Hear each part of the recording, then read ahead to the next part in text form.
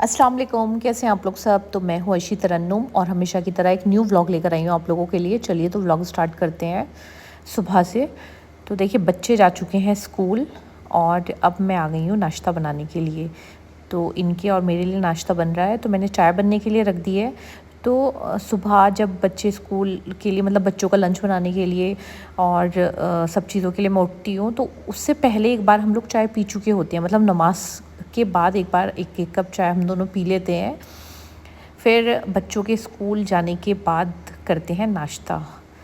तो इधर चाय बन रही है और अब नाश्ते में कुछ भी ऐसा हैवी, बहुत ज़्यादा हैवी नाश्ता हम करते भी नहीं है। किसी किसी दिन पराठा अगर दिल चाहता है तो खा लेते हैं, वरना बस बहुत लाइट ना, कभी पोहा, कभी ब्रेड टोस्ट, ऐसा ही कुछ हल्का सा करते हैं बस, या फ्रूट्स खा लिए। तो मैंने चाय बनने के लिए रख दी है और आज मैं बना रही हूँ फ्राई एग और ब्रेड खाएंगे इसके साथ। तो मैं फ्राई एग जो है, जब अंडे फ्राई करती हूँ ना, तो पहले एक अलग बोल में तोड़कर उसको देख लेती हूँ, क्योंकि गर्मियों में ऐसा होता है ना, कभी कभी कोई ख़राब अंडा निकल जाए। अगर डायरेक्ट तवे पे डाल देंगे तो फिर उसको भी दोबारा वॉश करना पड़ेगा। तो मैं इसको जैतून के तेल में फ्राई करूँगी। थोड़ा सा जैतून का तेल ले लिया है मैंने और बस इस अंडे को उस पर डाल देंगे। और इसके ऊपर से मैं कौन सा मसाला डालती हूँ, तो मैं सिर्फ नमक और काली मिर्च पीस कर रख लेती हूँ। तो ये बहुत अच्छा लगता है फ्राई एग पर, अगर इस मसाले को डालो या कोई फ्रूट के ऊपर भी डाल के खाओ तो बहुत अच्छा लगता है। तो मैं इसको बना के रखती हूँ और बहुत सारे मसालों की रेसिपीज़ मैं शेयर भी कर चुकी हूँ आप लोगों के साथ। अगर आप मेरे व्लॉग देख रहे हैं रेगुलर, तो ज़्यादातर मसाले मैं घर पर ही बनाती हूँ। मतलब साबुत मसाले जो होते हैं वो लेके आ जाती हूँ मार्केट से और घर पर ही बनाती हूँ। चलिए तो इधर जो हमारा एग है वो भी फ्राई हो गया है और चाय भी बिल्कुल तैयार हो गई है। तो देखिए एग भी फ्राई हो गया है और इसको निकाल लेते हैं प्लेट में। और दूसरी साइड ब्रेड जो है उस पर हल्का हल्का सा सिर्फ एक साइड बटर लगाकर दोनों साइड से मैं इसको सेक लूँगी। तो बच्चों के लिए टिफ़िन के लिए मैंने बनाए थे आलू के पराठे, लेकिन मेरा दिल नहीं चाह रहा था इस टाइम पराठा खाने का, तो मैं तो यही नाश्ता करूँगी। और इसके साथ अभी तो ये इनका नाश्ता बन रहा है और इसके साथ ना मैं रात में बादाम भिगो देती हूँ। तो अगर आप लोग भी चाहें तो ये बहुत हेल्दी होते हैं। रात में भिगोकर कोई भी ड्राई फ्रूट्स अगर खाएं तो मैं सबको, अपनी फैमिली में बच्चों को और हम लोग भी 5-5 बादाम ज़रूर खाते हैं सुबह में। कोशिश मेरी यही रहती है कि मैं रोज़ दूँ सब बच्चों को। तो चाय भी बन गई है, चलिए तो नाश्ता कर लेते हैं अब। तो नाश्ते से फ्री होकर और जो भी मेरे काम थे उनसे फ्री होने के बाद अब मैं बना रही हूँ लंच। तो लंच के लिए मैंने आज दाल राइस बनाने का सोचा है। बल्कि बच्चे ही बोल रहे थे कि मम्मा आज दाल राइस बनाइएगा। तो पानी मैंने बॉईल करने के लिए रख दिया है थोड़ा सा नमक डालकर। तो मैं फ्राई वाले जो राइस होते हैं वो नहीं बनाती हूँ, मतलब ज़ीरा राइस या इस टाइप से जो होते हैं जिसमें थोड़ा बहुत तेल या कुछ डालना पड़े, वो वाले राइस मैं नहीं बनाती हूँ। बस पानी बॉईल किया और उसको उबाल लेती हूँ। तो दूसरी साइड एक और कुकर मैंने ले लिया है, तो इसमें बनाएंगे हम दाल। तो दाल भी मैंने पहले वॉश कर ना भिगो कर रखती थी। तो ये साबुत मसूर जो होती है वो है और इसमें डाल देंगे थोड़ा सा पानी। तो दाल को अगर भिगो के पहले रख दो तो अच्छी तरह से बहुत एकदम जल्दी से मतलब गल जाती है ये। तो अब इसमें डालेंगे हम मसाला। तो 1 चम्मच या 1.5 चम्मच डाल दीजिए पिसा हुआ लहसुन, मैं ही डालती हूँ दाल में। और फिर डालेंगे नमक डालेंगे टेस्ट के अकॉर्डिंग, और मिर्च भी। बहुत से लोग तो दाल में बहुत हल्की मिर्च डालते हैं, तो जैसा भी आप डालते हैं वो डाल दीजिए। तो मैंने मिर्च डाल दी है इसमें। और फिर डालेंगे हल्दी। तो इस मौसम में ना हमारे यहाँ पर साबुत मसूर जो होती है वो बहुत शौक़ से खाई जाती है और देसी है ये, देसी मसूर। और इसमें ना कच्चे आम जब चलते होते हैं तो थोड़ा सा 1-2 पीस उसका भी डाल देते हैं, लेकिन मेरे पास अब वो नहीं है। तो मैं कच्चे आम ना सुखा लेती हूँ धूप में और उसको पीस कर रख लेती हूँ, मतलब अमचूर बना के रख लेती हूँ। वो मैंने थोड़ा सा इसमें डाल दिया है। और अब कुकर को बंद करके रख देंगे। तो 1 सीटी तो मैं फुल गैस पे इसको लगा दूँगी, फुल फ्लेम पर, और फिर सिम कर दूँगी। फिर ये गल जाएगी थोड़ी देर पका कर ही। और इधर पानी भी मतलब पानी में उबाल आ गया था, तो मैंने राइस भी डाल दिए हैं। तो मैं कच्चे बासमती राइस यूज़ करती हूँ, और कौन सा ब्रांड है वो भी बता देती हूँ, गौरी, उसका रेड कलर का जो आता है पैकेट, वो वाला। तो जब तक हमारे दाल और चावल दोनों बन रहे हैं, जब तक मैं ये भुट्टे भी आए थे हमारे घर पर, ये छील के रख लेती हूँ क्योंकि बच्चों को ये बहुत अच्छे लगते हैं। तो देखिए चावलों में खूब उबाल आ गया है। अब इसको हम देख लेते हैं कि पानी अब निकालना है या नहीं इसका। तो हमारे घर पर ना सब यही वाले राइस पसंद करते हैं और मुझे भी ये अच्छे लगते हैं। तो बस मैंने उसका पानी भी सारा जो एक्स्ट्रा था वो निकाल दिया है और अब थोड़ी सी देर 5 मिनट इसको दम में छोड़ दूँगी। तो इतने सॉफ्ट और एकदम खिले खिले चावल बनेंगे। हालांकि इसमें कोई ऑयल या कुछ नहीं मैंने डाला है, लेकिन फिर भी एक एक चावल एकदम अलग अलग बनेगा। और इधर सारी जो मेरी मतलब हम लोग इसको कुकड़ी भी बोलते हैं, भुट्टे जो थे वो सब छिल के मैंने रख दिया एक साइड। और अब इनको वॉश करना है और बच्चों के आने से पहले बॉईल करने के लिए रखना है। तो पहले यहाँ से सफाई कर देते हैं क्योंकि आजकल ना चींटियाँ बहुत ज़्यादा आ रही हैं और वैसे भी साफ़ सफाई ज़्यादा अच्छी लगती है। तो बस इसको भी लेके चलती हूँ वॉश करने के लिए और फिर यहाँ से भी पूरा क्लीन कर दूँगी। तो हमारे घर के ना चारों साइड बहुत ग्रीनरी है, तो इस वजह से ये सब चीज़ें चींटियाँ मकड़ी ये सब बहुत आती हैं। तो बस मैंने जल्दी जल्दी सफाई भी कर दी थी और पर्सनली मुझे भी एकदम सफाई पसंद है।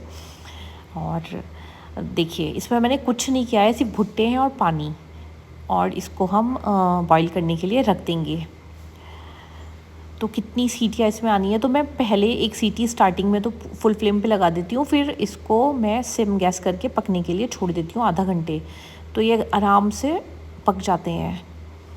और इधर राइस भी दम में आ गए हैं। तो देखिए एक एक दाना एकदम खिल जाता है।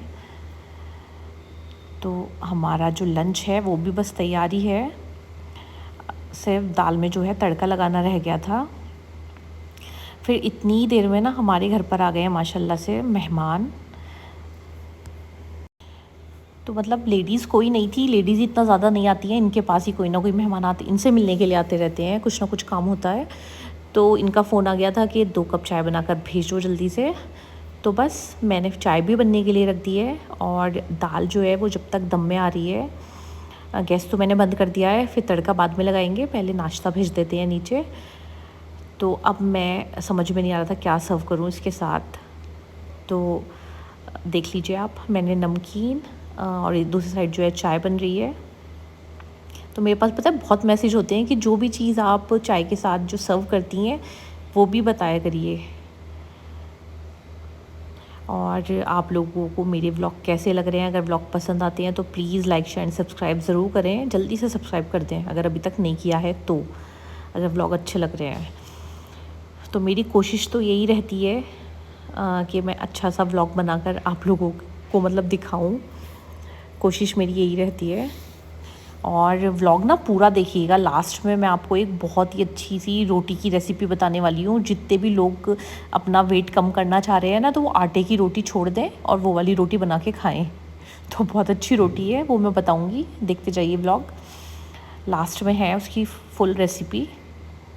तो गेहूँ का आटा तो बिल्कुल छोड़ दीजिए, 15 दिन करके देखिए, आपको ख़ुद पता चलेगा।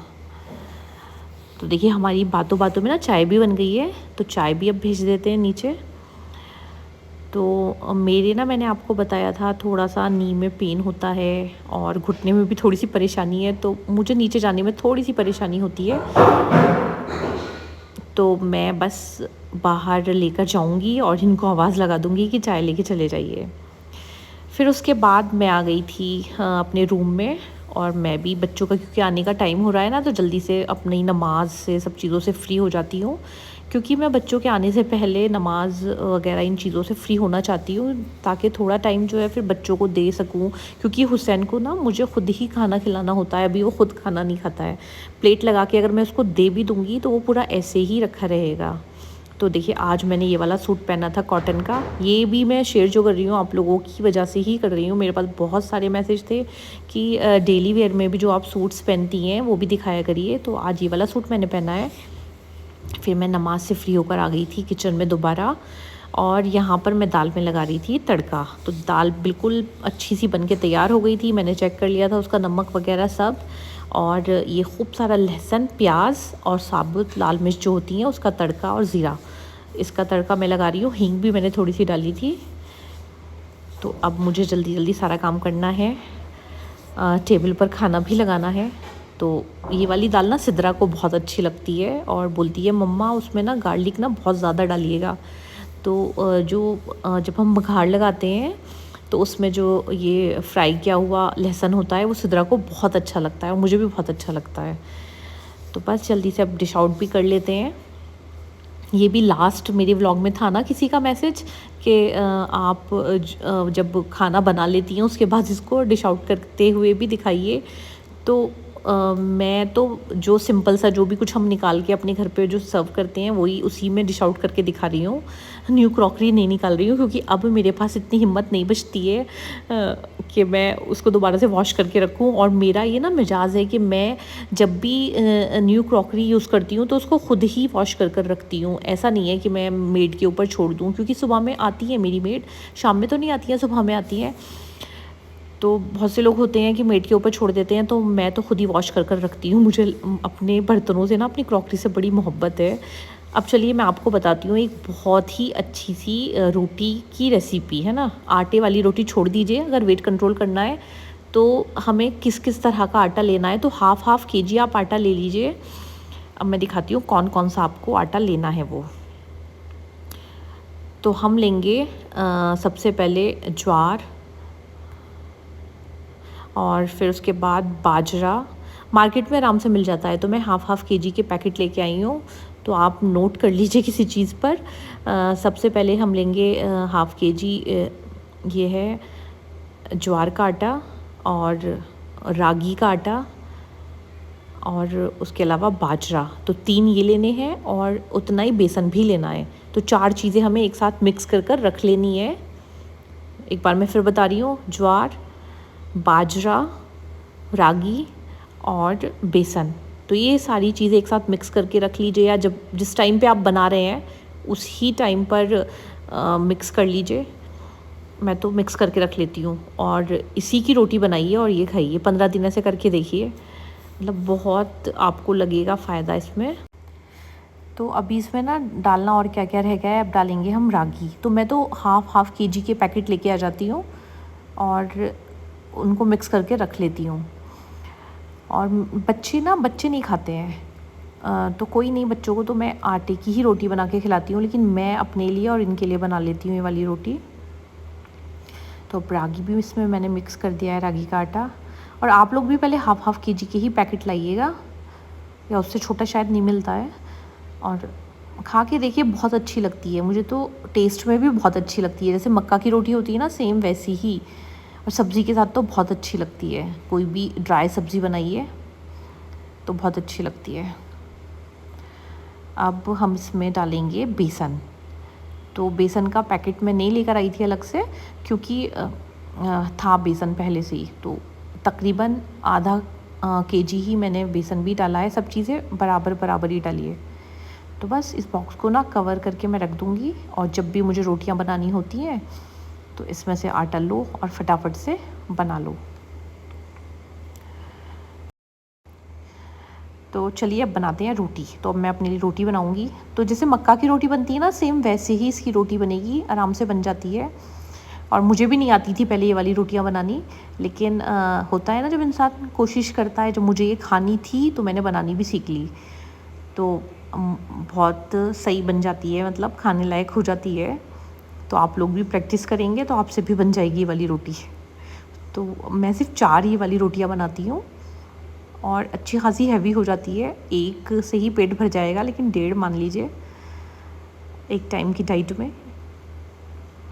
तो इधर मेरी रोटियां बनकर तैयार हो रही हैं। सब्ज़ी तो मैंने बना ही ली थी, और 2 रोटियां मैं एक साथ सेक लूँगी। तो जैसी भी बनी है मैंने बना ली अपने लिए। और आप लोगों को मेरे व्लॉग कैसे लग रहे हैं, अगर पसंद आ रहे हैं तो एक बार फिर बोल रही हूँ, जल्दी से सब्सक्राइब कर दीजिए। और बस आज का जो मेरा व्लॉग था वो यही था। तो ज़रूर ट्राई करना। मैं फिर एक बार दोबारा कह रही हूँ, ये वाली रोटी ज़रूर बना के खाएं, जितने भी लोगों को है कि मेरा वेट कम होना चाहिए। 15 दिन खा के देखिए, कुछ तो फ़र्क आपको लगेगा। आटा जो होता है ना गेहूँ वाला, उसको छोड़ दीजिए। कभी कभी बीच में 2-3 दिन ये वाली रोटी खाइए, फिर एक बार गेहूं वाली खा लीजिए, अगर ज़्यादा ही आपको उसकी क्रेविंग हो रही है, वरना ये बहुत अच्छी होती हैं। तो बस मेरी रोटियां भी सिक गई हैं, और अब मैं चलूँगी डिनर करने के लिए। बच्चे और ये लोग सब डिनर कर चुके हैं, सिर्फ मैं रह गई थी क्योंकि मैं ना लास्ट में ये वाली रोटियां बनाती हूँ, पहले गेहूं की रोटी बना देती हूँ बच्चों के लिए। और अब मेरी रोटी भी तैयार हो गई है, सधराई है। चलिए तो फिर मैं अपनी प्लेट भी दिखा देती हूँ आपको। तो बस ये रोटी और सब्ज़ी, ये मेरी प्लेट है। और रात में मैं दही वगैरह कुछ नहीं खाऊंगी। और बहुत ही ज़बरदस्त टेस्ट आता है इस रोटी के साथ। मुझे तो सब्ज़ी दाल सब कुछ इसके साथ अच्छी लगती है। चलिए, तो मेरा ब्लॉग अच्छा लगा हो तो जल्दी से सब्सक्राइब कीजिए और कल फिर मिलेंगे एक न्यू ब्लॉग के साथ। अल्लाह हाफ़िज़।